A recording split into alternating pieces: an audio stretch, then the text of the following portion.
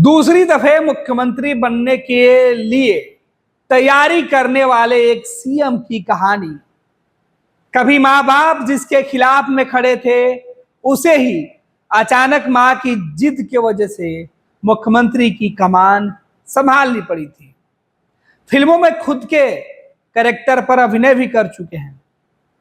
अब जिम्मेवारी इतनी बड़ी मिली कि लोगों से जो उन्होंने वादा किया है, आवाम के उस भरोसे पर खरा उतरने के लिए अब उनके नाम का ऐलान सर्वसम्मति से हो चुका है। ये कहानी है एक ऐसे राज्य की जिसके ऊपर शासन तो एक मुख्यमंत्री करेगा, लेकिन सत्ता की चाबी दिल्ली में बैठे हुक्मरानों के हाथों में भी होगी। और ये कहानी उस प्रदेश की जहां पिछले 10 सालों से कोई मुख्यमंत्री नहीं था। ये कहानी उस प्रदेश की जहां पिछले 10 सालों से किसी ने हिम्मत नहीं जुटाई थी चुनाव कराने की। ये उस अवाम की कहानी है जिसे हाल ही में बदले हुए कानून से नाराजगी है। कभी उनके पत्थर के चोट ने देश के सीने को चोटिल किया था। ये कहानी उसी प्रदेश की है जो देश तो अपना है, लेकिन वहां अक्सर विवाद पड़ोसी मुल्क से रहता है।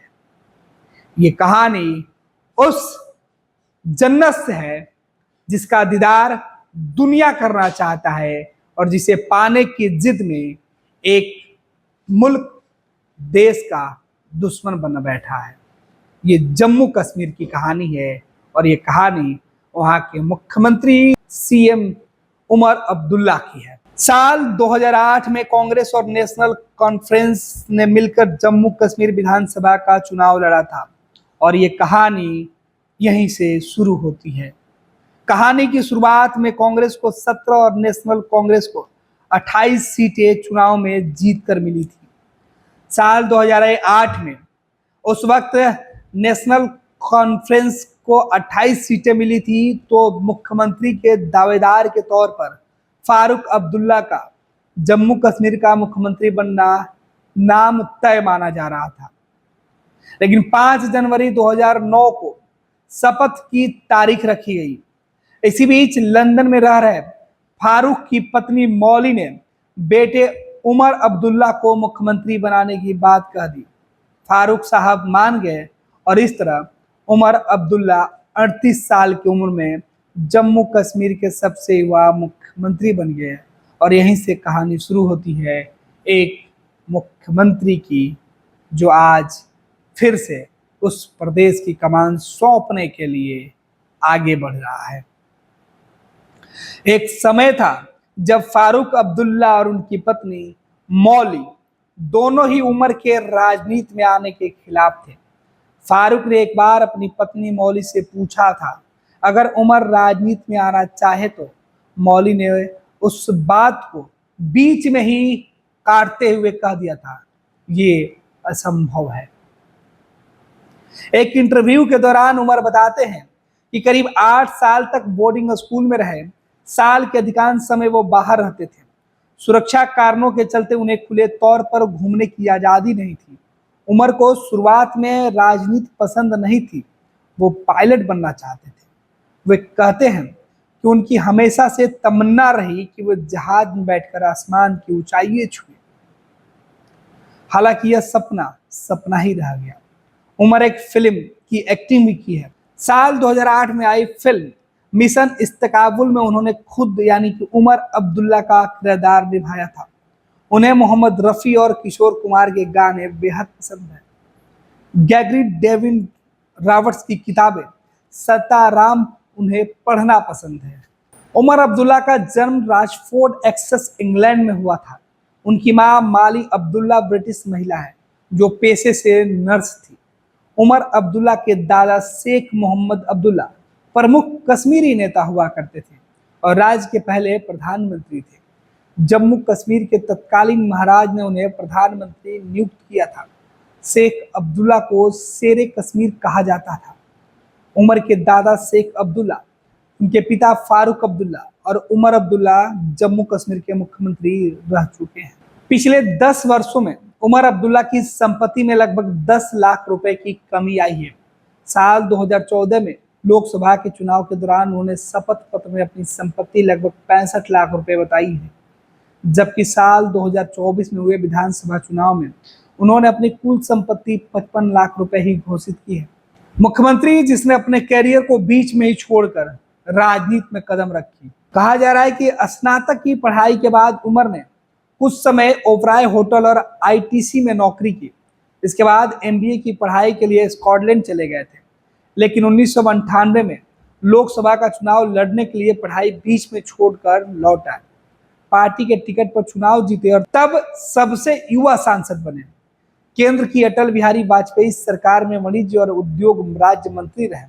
जून 2002 में फारूक अब्दुल्ला की जगह नेशनल कॉन्फ्रेंस के प्रेसिडेंट बनाए गए थे। ये उसके बाद उनके मुख्यमंत्री बनने की एक कहानी है।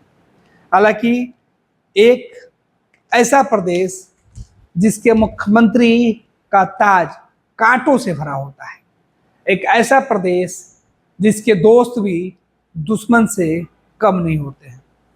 जम्मू कश्मीर रियासत में जिस तरीके से उसके इतिहास से लेकर अब तक सवाल उठते रहे हैं, उसके बंटवारे पर प्रश्न चिन्ह लगते रहे हैं